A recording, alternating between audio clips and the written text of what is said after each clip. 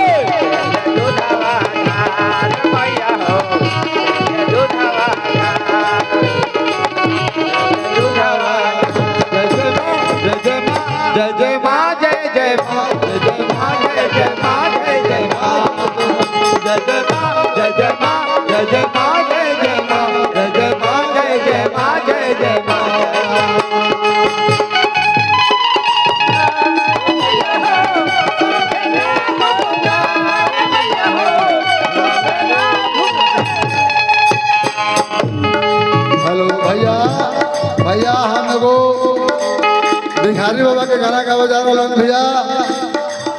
हाँ हम जानल पहचान तो नहीं थी, बाकी सुनले गाना हम गावे जा रहा बानी भैया। वाह क्या बात है। तपियावा गइले का लकातवा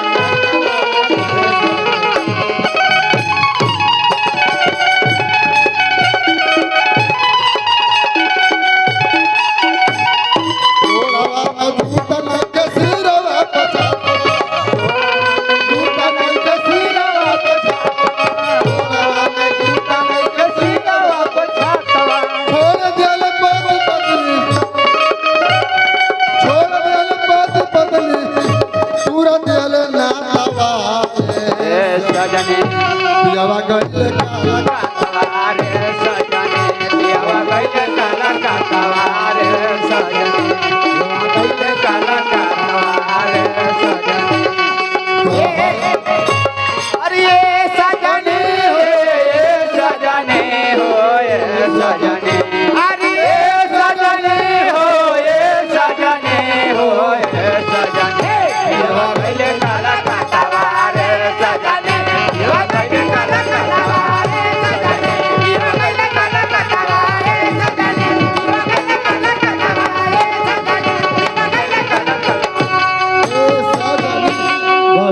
क्या बात है। अब हमारे अमित बाबुआ का भाग समय है। समय गाड़ी कम है, भाग है ना अमित। समय कम उसको गा ले दीजिए, फिर आप गा लीजिएगा। अमित जी ठीक ठीक आइए सरगम स्टूडियो ठीक के है। हमारे ऑर्गन प्लेयर अमित बाबू। नहीं तो कौन है ना।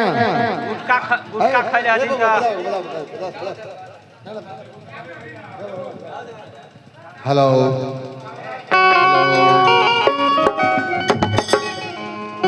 हेलो सुन रुका तो भैया तो सुनिए, कोई भी कलाकार जो आगे आज बढ़ल है ना, जेकरा पहले नंबर मिले थे सुना ना, पहले बतिया सुनबो ना। अरे सुनिए ना भाई, फिर सुन। कोई भी कलाकार जेकरा पहले नंबर मिले थे उस सालों पहले इंतजार कर दिया है, बड़ी देर बैठा है तब मिलता है।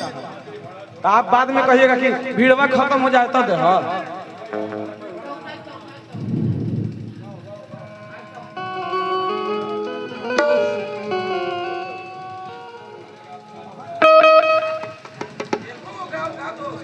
गलती सलती के लिए क्षमा चाहते हैं। कोई बात नहीं भैया, बोलिए दुर्गा मैया की जय, हमरा से बड़ा लोग आ रहे शंकर थे, तो भगवान सुनने में बहुत की मजा आ रहा था, जय। इस वजह से हम बोल रहे थे।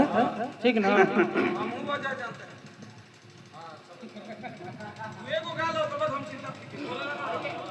आइए,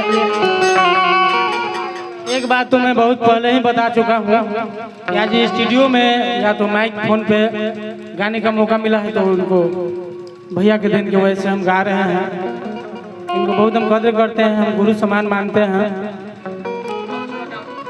ज़्यादा समय न लेते हुए आइए भाव में बढ़ते हैं।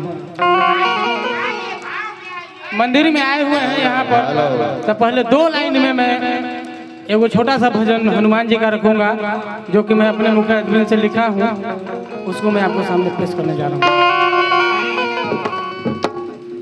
लाली देह लाली लसे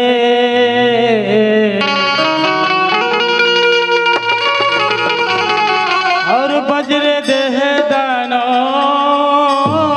बसे ना ना ना ना ना ना ना ना ना ना ना।